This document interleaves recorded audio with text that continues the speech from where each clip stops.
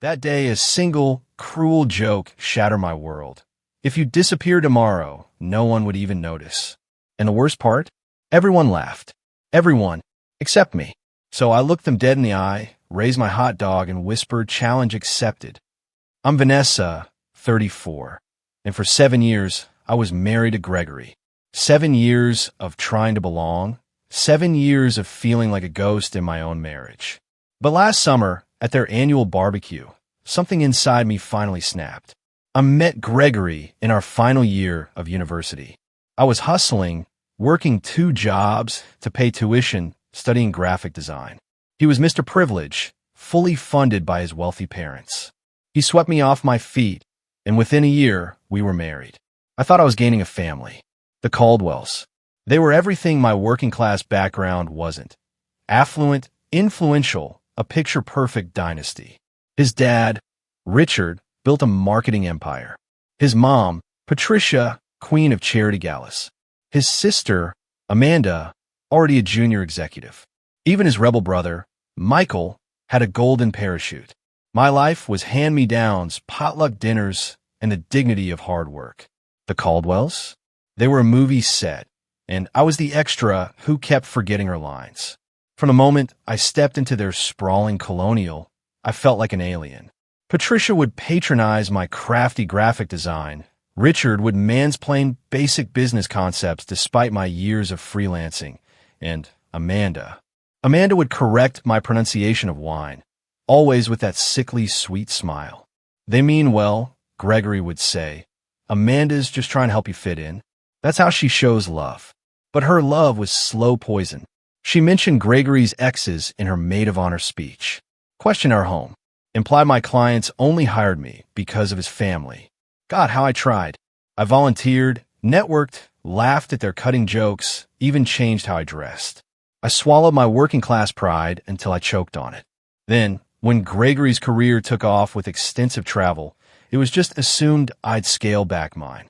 My vibrant design business dwindled. My world shrank to his family's judgmental orbit.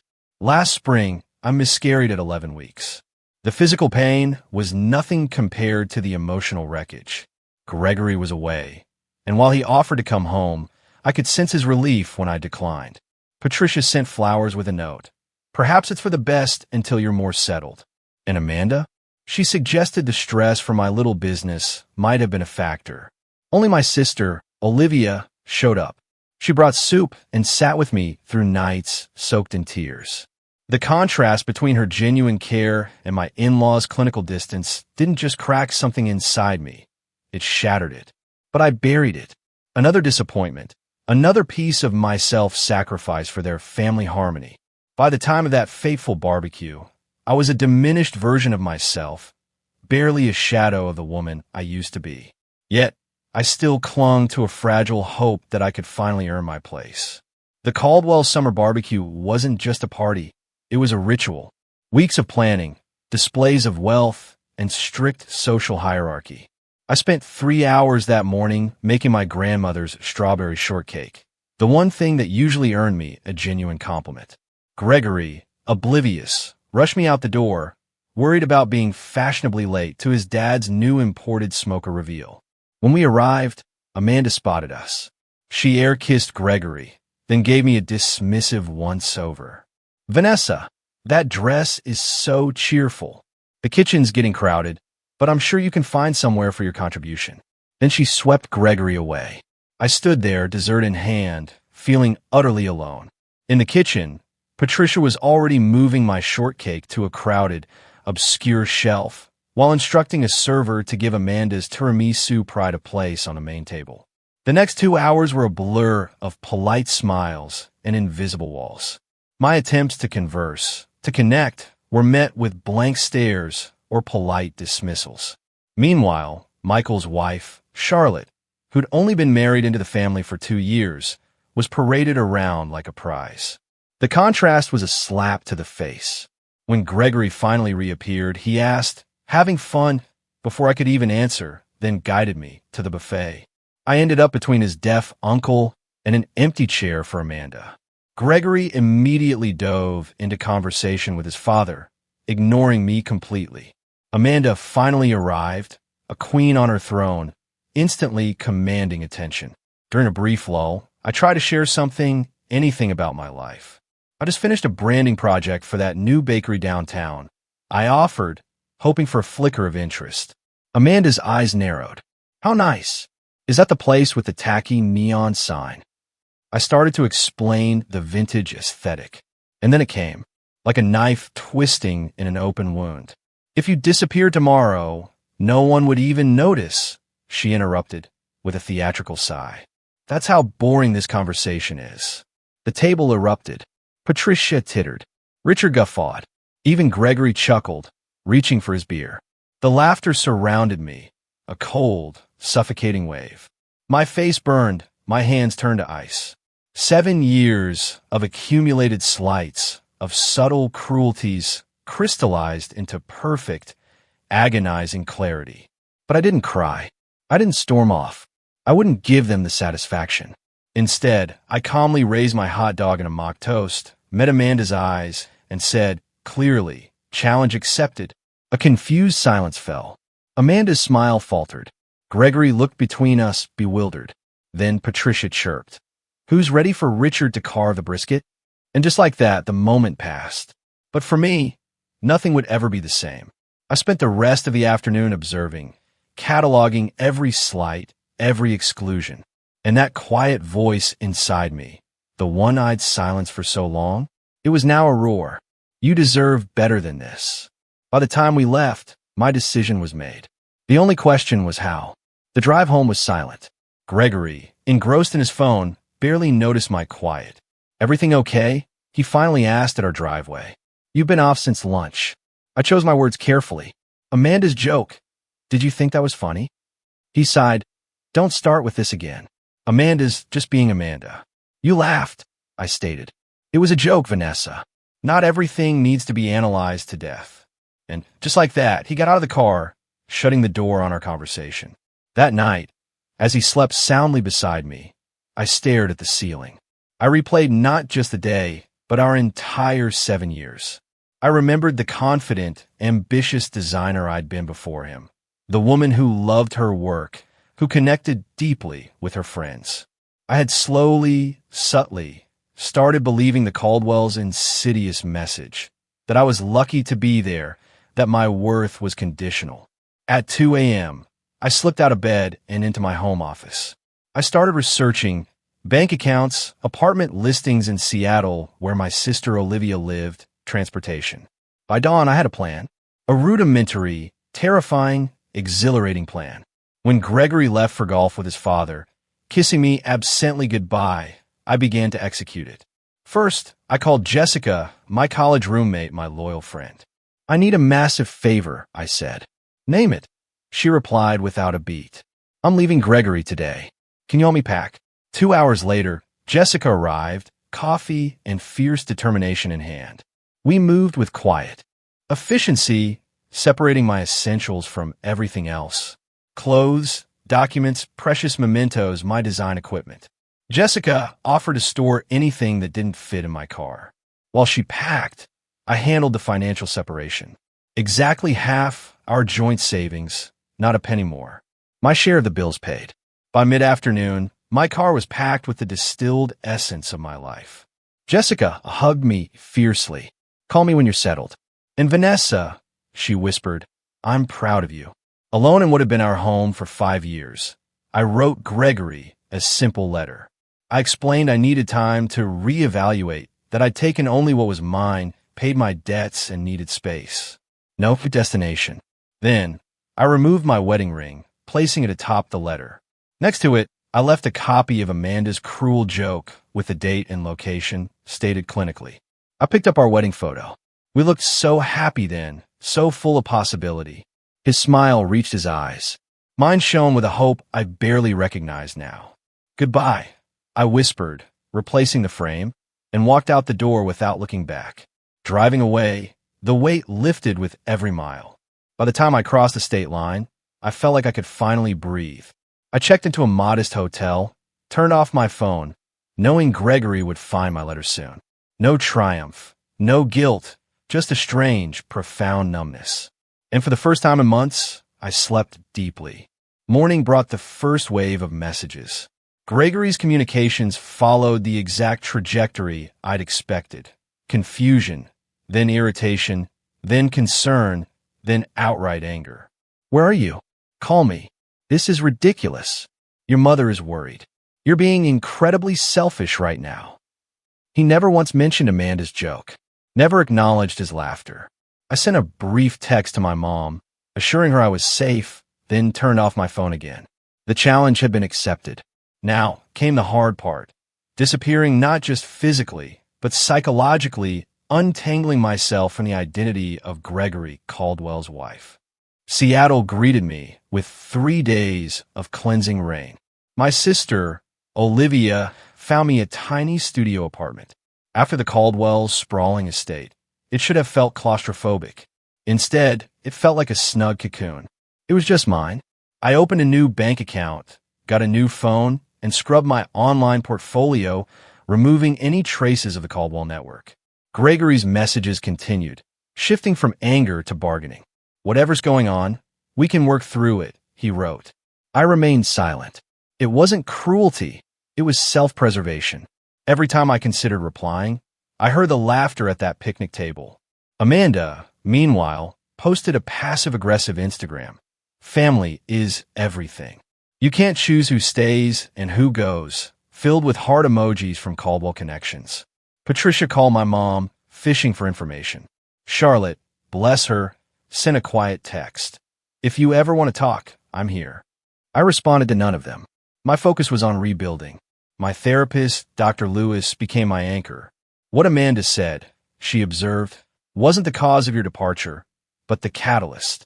That question, tell me about the first straw, unlocked years of suppressed memories. The subtle digs, the minimized achievements, the opinions dismissed, all while Gregory stood by, complicit in his silence. 2 months in, I secured my first clients. The work wasn't glamorous, but it paid the bills, and more importantly, it rebuilt my professional confidence. By the way, if you're still with me, still hooked on this wild ride, make sure to hit that subscribe button. You won't want to miss what happens next. Then, one rainy Tuesday, admiring a stunning mural in a coffee shop, the barista told me the owner, Eleanor Marshall, was looking for a designer. Eleanor was blunt. Show me your personal work, the stuff you do, because you can't not do it.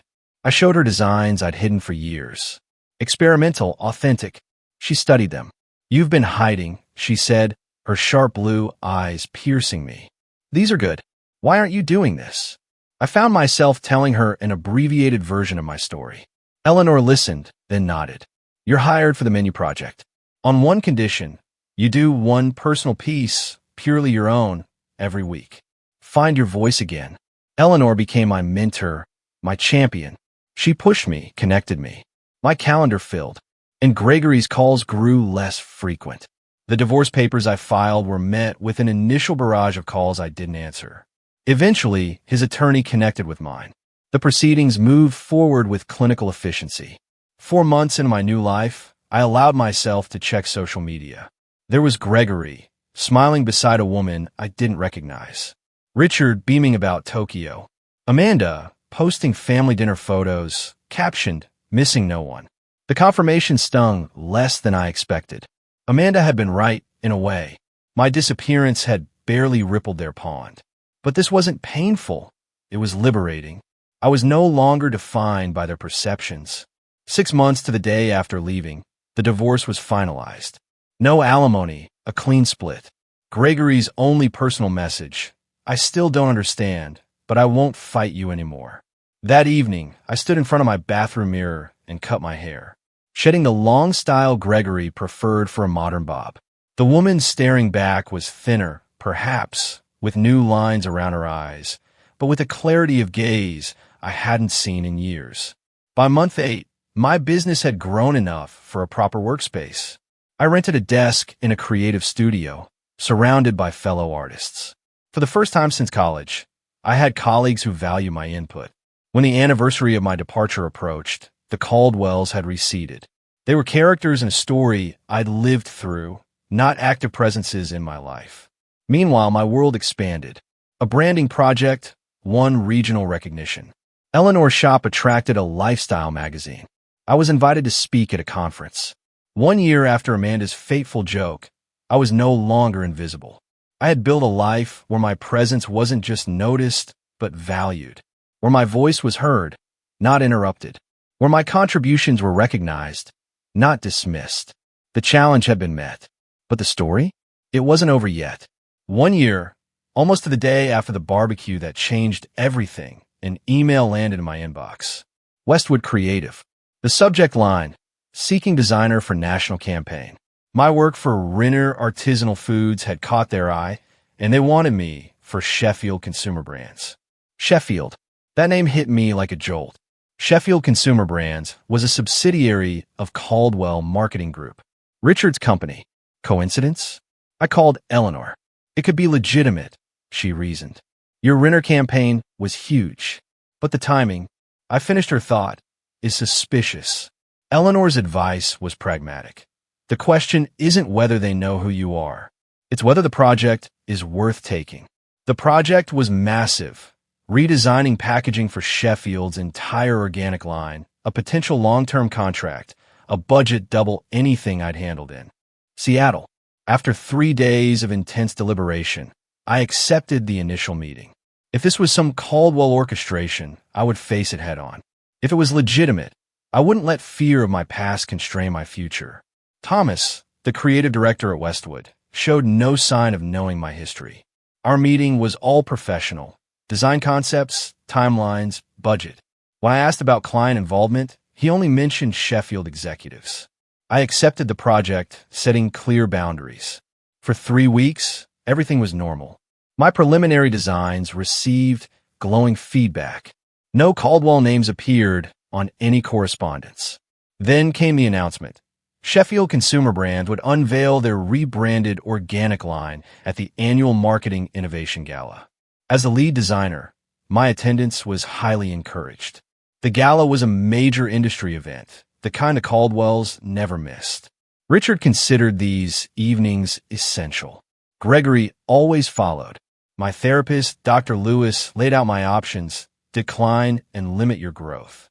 Attend and try to avoid them, which will be stressful and futile. Or attend and engage with them on your terms. What would you do? I asked her. She smiled. I'm more interested in what Vanessa today would do.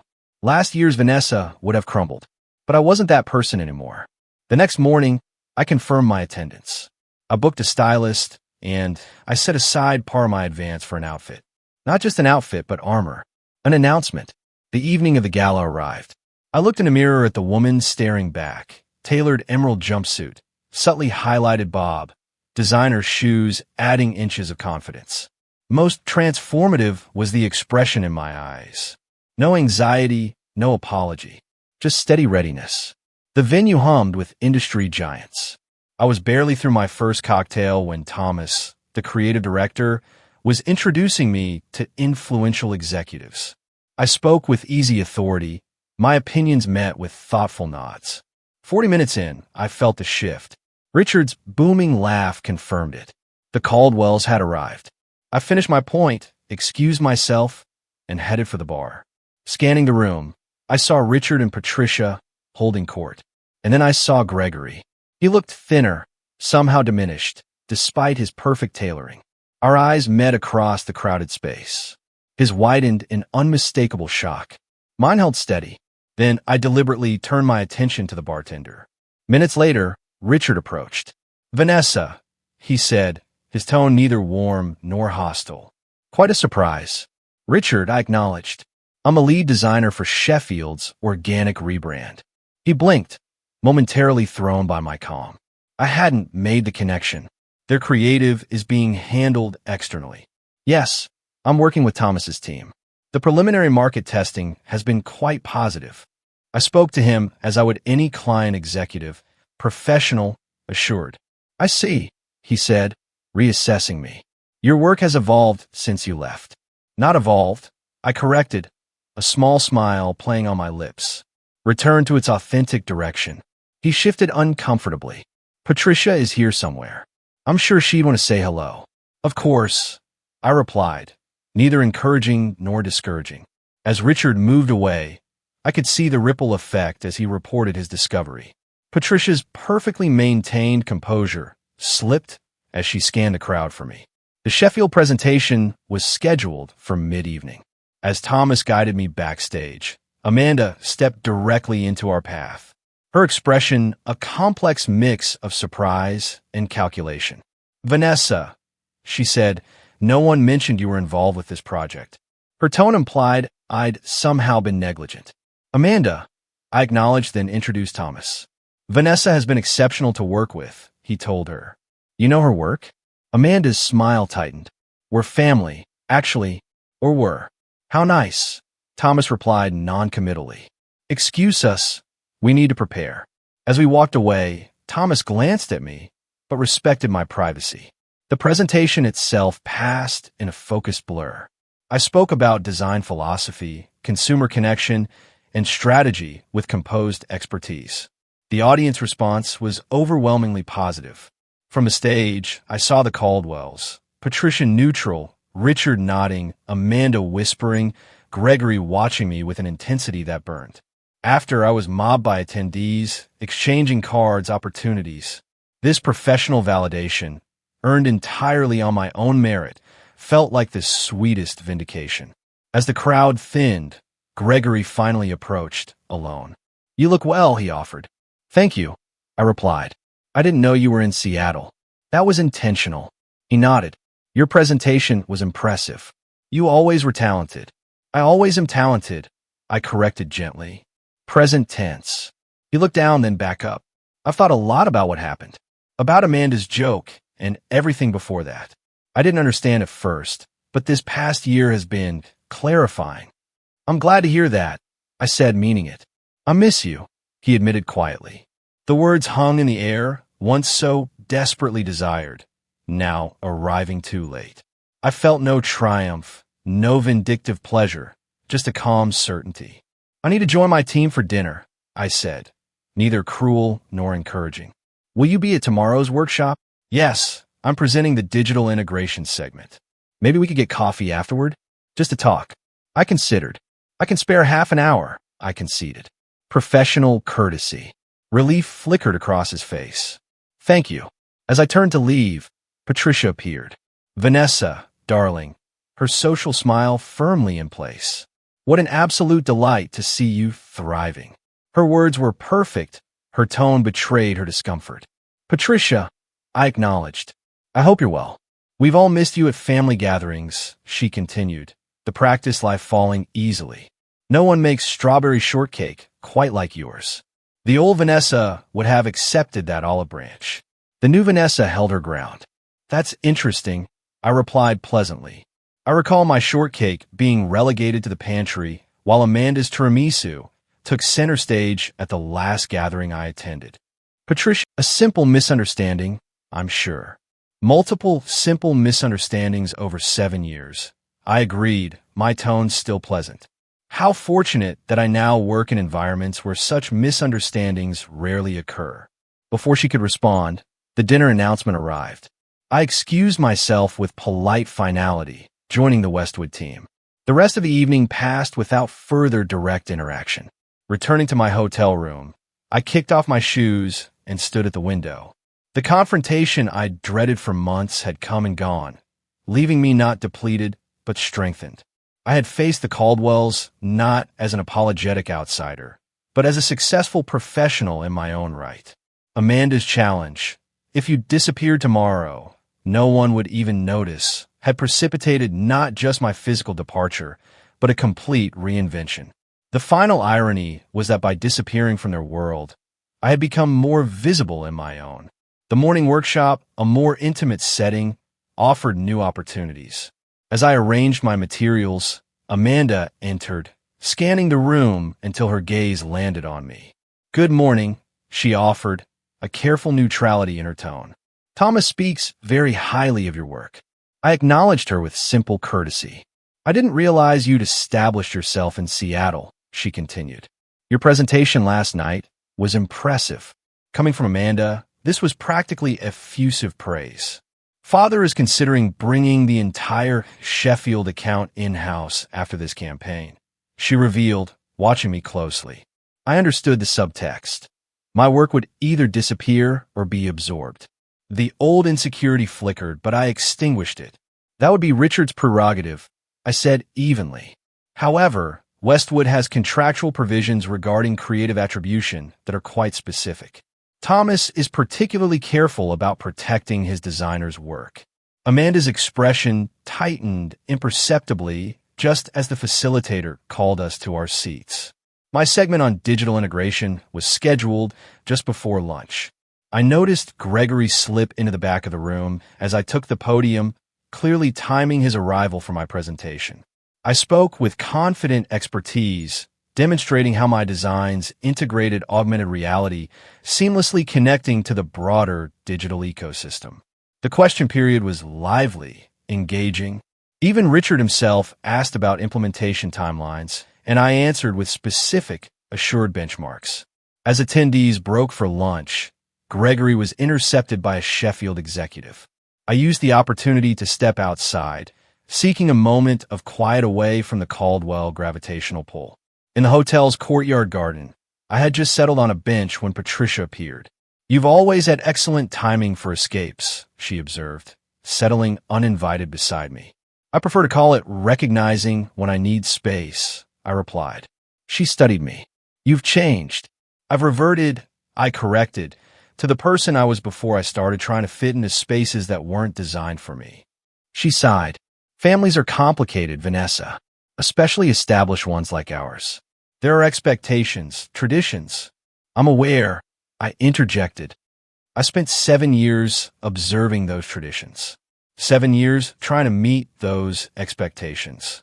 Perhaps we weren't always as welcoming as we could have been," Patricia conceded, the closest thing to an apology I'd ever heard. "But disappearing without a word was rather dramatic, don't you think?" I turned to face her directly. I left a detailed letter. I ensured all financial obligations were properly handled. I made a clear, adult decision to remove myself from a situation that had become harmful to my well-being. There was nothing dramatic about it. Gregory was devastated, she countered. Gregory was inconvenienced. I corrected gently. "There's a difference."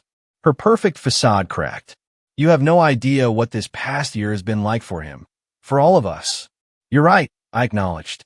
"Just as you have no idea what the previous 7 years were like for me." We sat in tense silence. "But I'm not interested in exchanging pain metrics, Patricia. I'm here because I'm good at what I do, and my work has value to Sheffield's campaign." Something shifted in her expression. Not quite respect, but a new awareness. "You always were stubborn." "Determined," I countered with a small smile. As we headed back, Patricia asked, "Will you be at the closing dinner tonight?" "Yes, Westwood has a table. The salmon is usually excellent," she mused. A mundane observation that momentarily disoriented me. After the afternoon sessions, Gregory finally managed to approach me directly. "Still up for coffee?" he asked, uncertainty in his voice. "Yes," I agreed. We walked to the lobby coffee shop, his familiar presence beside me, both strange and nostalgic. "Seattle suits you," he offered. "It does," I replied. "The creative community has been welcoming." He traced the rim of his cup. "I've been in therapy since you left. Dad thought it was unnecessary, but it's been helpful." This surprised me. "I'm glad," I said sincerely. "My therapist helped me understand some things about our marriage, about my family. He met my eyes, about how I failed to see what was happening to you because it was easier not to." The acknowledgement was unexpected, disarming. For a moment, I glimpsed the man I'd fallen in love with. "Thank you for saying that," I replied quietly. "I didn't stand up for you," he continued. "Not against Amanda. Not against Mom. Not even against my own expectations that you would just adapt." "No, you didn't," I confirmed without rancor. "I thought a lot about that barbecue. About Amanda's joke and how everyone laughed. How I laughed." He swallowed hard. "I keep thinking about what you said. Challenge accepted. I didn't understand then what you meant. And now, I realize you were declaring independence from all of us." His voice held equal parts admiration and regret. We talked for nearly an hour. He shared how the family dynamics had shifted in my absence. Amanda's criticism now extended to his new girlfriend. Patricia's tightening grip. Richard's disappointment when Gregory declined a promotion. I'm seeing everything differently, he explained, like someone adjusted the contrast on a photo I've been staring at my whole life. As our cups emptied, he asked the question I expected. Is there any chance for us? I considered his face, once the center of my world.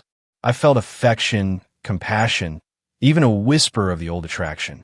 But the tether had been severed, not just by Amanda's joke or my departure, but by the year of growth that followed. I think we both needed to become different people, I said gently, and I like who I'm becoming now. He nodded, accepting it with surprising grace. You were always stronger than I gave you credit for. We both were, I corrected. You just needed different circumstances to discover it. We parted with a brief, platonic hug. It felt like proper closure. As I watched him walk away, I truly wished him well in building a life that was authentically his. The final confrontation came unexpectedly. As I was collecting my portfolio from the conference room, Amanda entered, her purposeful stride suggesting she'd been waiting for this. I need to ask you something, she said, without preamble, and I'd appreciate an honest answer. All right, I agreed, curious despite myself. Did you take this project, knowing it was connected to our family? No, I answered truthfully. I discovered the Sheffield-Caldwell connection after accepting Westwood's offer. By then, the contract was signed. She studied me, assessing my honesty. And you didn't think to recuse yourself once you knew? Why would I? I asked simply. I'm extremely good at what I do, Amanda. This project needed someone with exactly my skills and aesthetic sensibility. The fact that your family company might ultimately benefit from my work is incidental to my professional obligations. So, it's just a coincidence that exactly 1 year after you disappeared, you reappear working on a project connected to us? I had to smile at her persistence. Life rarely arranges itself with such perfect symmetry. But yes, essentially, I don't believe in coincidences that convenient, she countered. What would be the alternative explanation? I asked. That I orchestrated an elaborate year-long plan, building an entirely new career in another city, establishing relationships with agencies unconnected to your family, all culminating in this specific project? That would be giving you far more space in my thoughts than has actually been the case. The blunt assessment landed visibly. Amanda blinked, perhaps for the first time considering that she might not have been central to my decisions at all. At the barbecue, she said after a pause, when I made that joke, it was just a joke. I never thought you'd actually leave. It wasn't just a joke, Amanda. I kept my tone conversational, not accusatory. It was the articulation of something you'd been communicating for years, that I was dispensable, forgettable, unimportant. And you weren't wrong, in a way. In the context of your family, I was those things. What I needed to discover was that there are contexts where I'm not. Amanda's composure slipped, revealing a rare uncertainty. Gregory hasn't been the same since you left. Gregory is finding his own way, I replied. As am I. And there's no chance of reconciliation? The question seemed driven by family concerns, not genuine care. We've reconciled in the only way that matters, I said. We've both acknowledged the truth of our marriage and found peace with its ending. Amanda nodded slowly, absorbing this finality. As she turned to leave, she paused at the door. Your presentation yesterday, it was genuinely good work. I would have said so regardless of who you were. Coming from Amanda, this professional acknowledgement represented a fundamental shift. I thanked her with simple sincerity. Leaving the hotel, I felt a strange lightness. I had faced each Caldwell individually, not as the insecure outsider of last year, but as a confident professional with clear boundaries. The family that had once loomed so large now seemed properly proportioned, just people with their own limitations and complexities. The final dinner unfolded with surprising ease. The Caldwells and Westwood team were at separate tables, creating a natural distance.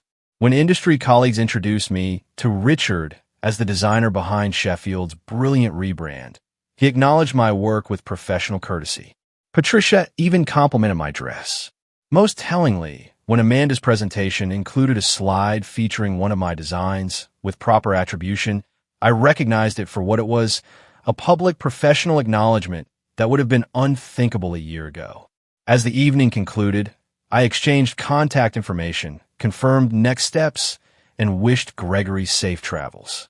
There was no dramatic triumph, no explosive closure, just the quiet satisfaction of having reclaimed not just my professional identity, but my personal sovereignty. The Caldwells were now simply people I had once known, occupying their appropriate space in my past, rather than their outsized significance in my present. Amanda's challenge, if you disappeared tomorrow, no one would even notice, had been not just accepted, but transcended. I had disappeared from their world only to reappear, transformed, in my own. A month later, at Eleanor's coffee shop, the Sheffield campaign launched to overwhelmingly positive feedback. The Caldwell connection? Professionally cordial, I told her.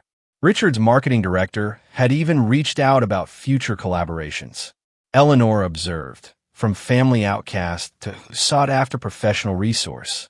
Life has interesting symmetries, doesn't it? The divorce had finalized smoothly. Gregory had been fair, even generous. My one personal request, to keep my grandmother's engagement ring instead of the Caldwell diamond, was granted without argument. My therapy sessions continued, evolving from processing trauma to building healthier patterns. Dr. Lewis's words resonated.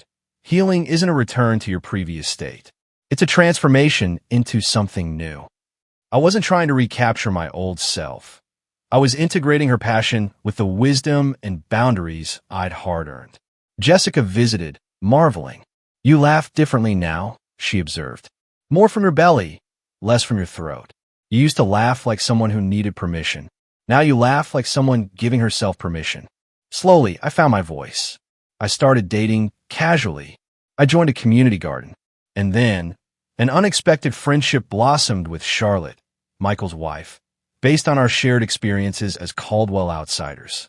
Amanda is actually taking parenting classes, Charlotte revealed during one lunch.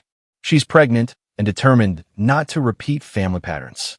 It surprised me, not just the pregnancy, but Amanda's self-awareness. The family dynamic shifted after you left, Charlotte mused. Made some things visible that had been conveniently ignored. 6 weeks later, at a farmer's market, I saw Amanda, pregnant, examining artisan cheese. Her eyes met mine. Vanessa, she said, approaching. I didn't know you shopped here. We exchanged pleasantries. Then, with unexpected directness, she said, I've been thinking about what you said at the conference about contexts where you're dispensable versus valued. I'm discovering something similar in preparing for motherhood. Everyone has advice about who I should become. It's illuminating. Contexts shape us, I acknowledged, but they don't have to define us. The parenting class Charlotte probably told you about? It's helping me recognize some patterns, she admitted, things I never questioned because they were just normal in our family. I heard the unspoken comparison to my own journey. Self-awareness is powerful, I offered. She hesitated, then, with uncharacteristic vulnerability, added, I don't want my child to ever feel like they need to disappear to be seen. It revealed a deeper reflection than I would have credited her with a year ago. I didn't offer absolution. Our history was too complex. But I offered simple human acknowledgement. That's a good place to start. We parted with no dramatic reconciliation, just a moment of genuine communication. Walking home, I reflected on the strange trajectory that had brought me from that barbecue to this moment. Amanda's challenge, that cruel joke, had been the catalyst for a profound transformation. I had disappeared from a life where I was diminished, only to reappear in one where I was valued. I had lost a family that demanded conformity, only to build a community that celebrated my authenticity. I had abandoned security that came with compromise, embracing instead the uncertain adventure of self-determination. Just last week, I closed on a small house near the water. Nothing grand by Caldwell standards, but perfectly suited to my needs, purchased entirely through my own earnings. As I arranged my furniture and hung artwork, I experienced a profound sense of having created not just a home, but a life genuinely my own. The greatest irony of Amanda's cruel joke was that disappearing had made me more visible than I'd ever been. to colleagues who valued my creativity, to friends who appreciated my authentic self, and most importantly, to myself. That evening, as the Seattle skyline glittered, I wrote in my journal, "Sometimes we must disappear from others' narratives to discover our own." The most powerful response to being unseen is not demanding vision from blind eyes, but finding the context where our true selves are not just visible, but celebrated. The opposite of disappearing isn't being noticed. It's becoming so fully present in your own life that external validation becomes unnecessary. The woman who had raised a hot dog in defiant toast 1 year ago could never have imagined the journey ahead. The woman writing these words could never return to who she had been. And in that transformation lay not tragedy, but triumph. The quiet, sustainable victory of reclaiming one's own life. Have you ever had a moment when someone's cruel words actually pushed you to make a life-changing decision? Tell me in the comments below. I'd love to hear your stories.